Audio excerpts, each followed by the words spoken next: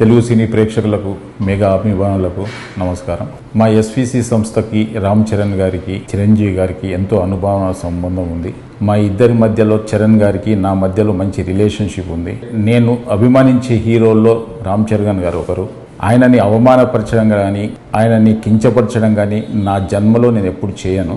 నేను ఇచ్చిన ఇంటర్వ్యూలో ఆయన గురించి చిన్న మాట దొర్లినా అది నా తప్పే.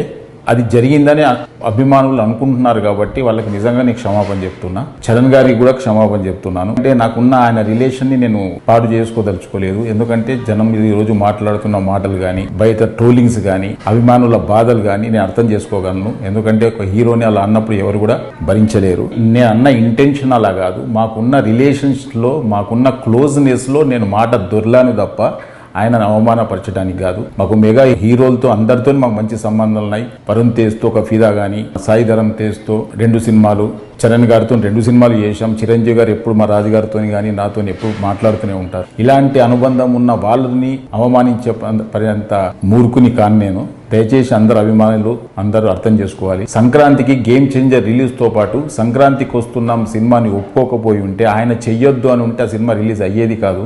ఆ రోజు ఆయన మనసు గొప్పది కాబట్టి ఆ రోజు ఇబ్బందులో ఉంటారేమో ఫైనాన్షియల్గా అనుకుంటూ కూడా ఆయన, ఎందుకంటే పెద్దగా బడ్జెట్ అయిన సినిమా కాబట్టి మీరు మంచిగా దీన్ని కూడా రిలీజ్ చేసుకోండి అని ఒక గొప్ప మనసుతో ఒప్పుకున్న వ్యక్తి ఆయన. ఆయనను ఎందుకు అవమానపరుస్తాం?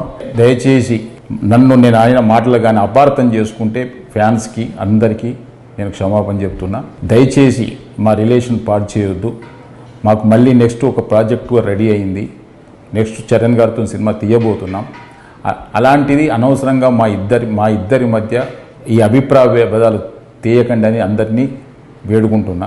చూసిన ఆంధ్ర ప్రేక్షకులందరూ కూడా గమనించాలి. నాకు చరణ్ గారికి మంచి రిలేషన్ ఉంది. నేను ఆయన గురించి ఎప్పుడు తప్పు మాట్లాడను. ఇచ్చిన ఫస్ట్ ఇంటర్వ్యూ కాబట్టి కొంచెం నాకు తెలియకుండా కూడా ఏదో మాట దొర్లిందేమో. అలాంటిది కూడా ఏదైనా అర్థం చేసుకోవాలని అందరికీ కోరుకుంటున్నాను. Thank you very much.